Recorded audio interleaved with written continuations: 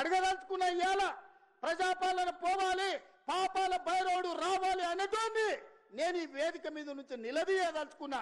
నీకు సిగ్గు శరము ఏమైనా ఉన్నదా ఈ మాట మాట్లాడడానికని? ఇవాళ నిన్ను పెద్ద మనిషి అని మేము పిలవాలనా? పెద్ద మనిషి అని పిలిపించుకునే అర్హత నీకు ఉన్నదా అని నేను ఈ వేదిక మీద నుంచి అడుగుతున్నా.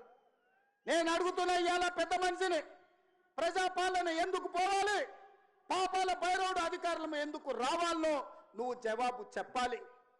నీ పదవి కోసం, నీ అధికారం కోసం, నీ ఆకాంక్ష కోసం ఆనాడు 1983 చరిత్ర వెనక్కి వెళ్ళి ఆయన పుట్టు పూర్వతరాలు పుట్టు మచ్చలు ఇవ్వాలి. ఈ వేదిక మీద నుంచి నేను చెప్పదలుచుకున్నా. ఆయన నీతేంది, ఆయన జాతేంది, ఆయన దోస్తేందో ఇవాళ మీ అందరి ముందర నేను విజ్ఞప్తి చేయదలుచుకున్నా. మిత్రులారా, 1983లో తుమ్మల నాగేశ్వరరావు గారు సజీవ సాక్షి.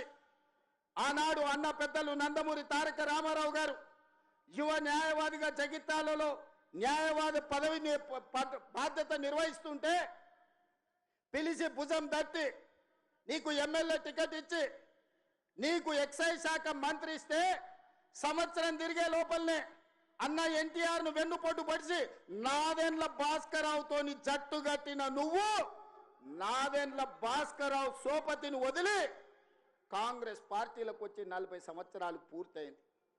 నేను అడుగుతున్నా పెద్ద మనిషిని, ఈ 40 ఏళ్ళు జగిత్యాల నియోజకవర్గమే కాదు కరీంనగర్ జిల్లాలో ప్రతి కాంగ్రెస్ పార్టీ కార్యకర్త 14 ఎన్నికల్లో 11 సార్లు ఎమ్మెల్యే, 3 సార్లు ఎంపీ, 1 సారి ఎమ్మెల్సీ, 14-15 సార్లు బీఫామ్ ఇస్తే దుఃఖాన్ని దిగముంగుకొని ఎన్టీఆర్ను వెన్నుపోటు పడిచిన నిన్ను, నాదెండ్ల భాస్కరరావు అనుచరుడైన నిన్ను ఎమ్మెల్యేగా, ఎంపీగా, ఎమ్మెల్సీగా ఏ ఎన్నికల్లో పోటీ చేసినా వేలాది మంది కాంగ్రెస్ పార్టీ కార్యకర్తలు నిన్ను భుజాల మీద మోసిన మాట నిజం కాదా?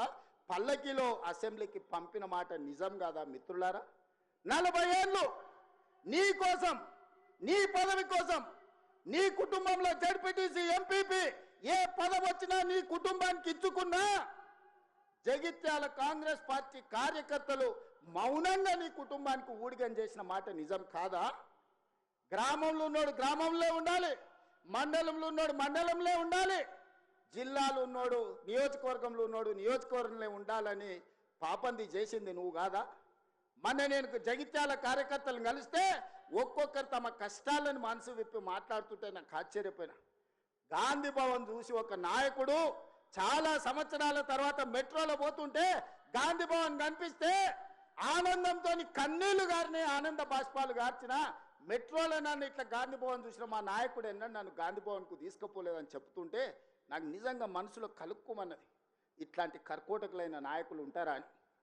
అలాంటి నాయకుని కూడా జగిత్యాల ప్రజలు 14 సార్లు బీమా ఇస్తే ఎన్నో సార్లు ఓడిపోయినా వదలకుంటేనే ఆయన వెనకాల నిలబడి, ఆయన అండగా నిలబడి ఆయన భుజాల మీద మోస్తే ఒక్క ఏడాది పదవి లేకపోతే మీ గుండెల మీద దాన్ని మిమ్మల్ని మోసం చేసి పారిపోతాడా అని నేను అడుగుతున్న మిత్రులారా. ఇది న్యాయమా? ఇదేనా నీ జాతి, నీ నీతి? ఈ వయసులో నువ్వు 40 ఏళ్ళు నీ జెండా మోసి నిన్ను మోసిన కార్యకర్తల గుండెల మీద దాన్ని మోసం చేసి శత్రువు సంతను చేరుతావా? శత్రువు సంకలు చేరి ప్రజాపాలన పోవాలంటావా? ఇట్లాంటోడు పెడితే పెళ్లి కోరుకున్నాడంట, పెట్టకపోతే సాగు కోరుకున్నాడంట. ఇంతకంటే ఉదాహరణ ఇంకేమన్నా ఉందా? నేను అడుగుతున్న పెద్ద మనిషిని, ఈ ప్రజాపాలన ఎందుకు పోవాలి? 10,000 కోట్ల రూపాయల ఆడబిడ్డలకు మహాలక్ష్మి పథకం ద్వారా ఆర్టీసీలో ఉచితంగా అమ్మవారిని దర్శించుకోవాలన్నా, అమ్మగారి ఇంటికి పోవాలన్నా మా అక్కలందరినీ ఆర్టీసీలో ఉచితంగా ప్రయాణం ఇచ్చినందుకు ప్రజాపాలన పోవాలన్నా?